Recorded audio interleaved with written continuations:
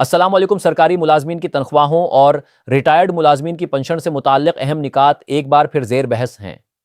DDA, disparity reduction allowance, बुनियादी तनख्वाह और पेंशन के हुकूक से मुताल्लिक जो मुतालिबात सामने आ रहे हैं, उनका बराह रास्त असर लाखों मुलाजमीन और पेंशनर्स की माली ज़िंदगी पर पड़ सकता है। इसीलिए हर मुलाजिम को चाहिए कि वो अपने पे स्लप, अलाउंसेस और मौजूदा मुराआत का मुकम्मल जायज़ा ले। हालिया दिनों में मुलाजमीन की जानिब से यह मौक़िफ़ सामने आया है कि DI यानी डिरेंस अलाउंस को 85% से ज़्यादा सतह पर बरकरार रखते हुए इसे उनकी बुनियादी तनख्वाह के साथ शामिल करने का मुतालबा किया जा रहा है।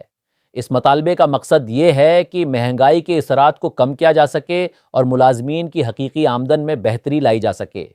ताहिम इस हवाले से किसी भी हतमी फैसले के लिए हुकूमत की तरफ से बाकायदा ऐलान और कवायद व ज़वाबित का इंतज़ार ज़रूरी है।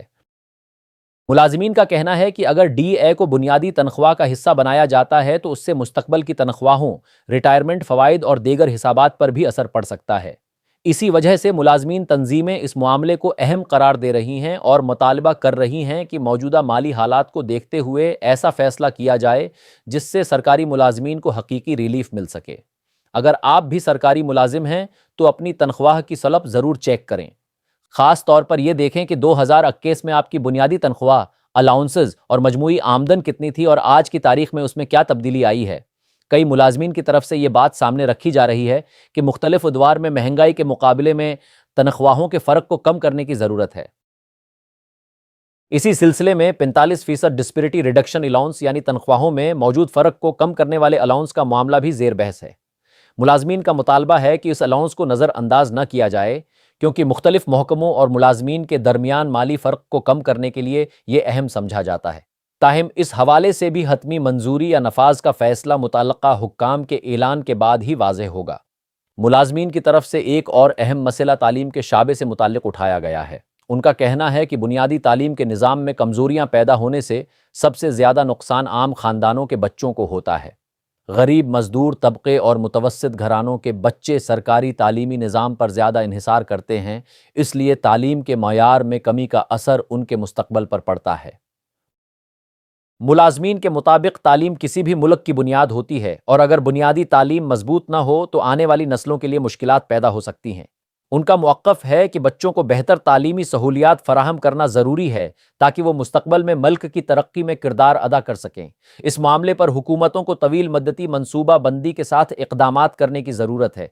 ऐसे ही अहम सरकारी मामलात की ताज़ा मालूमात हासिल करने के लिए आप अपनी मालूमात का सिलसिला जारी रखें ताकि तनख्वाह, पेंशन और मुलाजमीन से मुताल्लिक़ किसी भी नई पेशरफ्त से बाखबर रह सकें। अब बात करते हैं पेंशन के हवाले से सामने आने वाले अदालती निकात की। आईनी अदालत की जानिब से एक अहम उसूल बयान किया गया है कि रिटायर्ड मुलाजमीन की पेंशन और दीगर रिटायरमेंट फ़वाइद उनका बुनियादी हक़ हैं। अदालत ने यह मौक़िफ़ अख्तियार किया कि पेंशन या रिटायरमेंट वाजिबात को बिलाजवाज़ रोका नहीं जा सकता और अदायगी में गैर ज़रूरी ताख़ीर कानून के मुताबिक काबिल एतराज़ हो सकती है।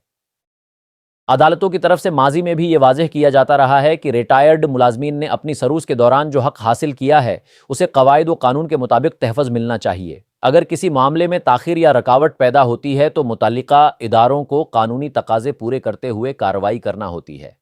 रिपोर्ट्स के मुताबिक आईनी अदालत ने यह भी करार दिया कि पेंशन की अदायगी में बिलावजा ताख़ीर अदालत के अहकामात और कानूनी उसूलों के ख़िलाफ़ तसव्वुर की जा सकती है।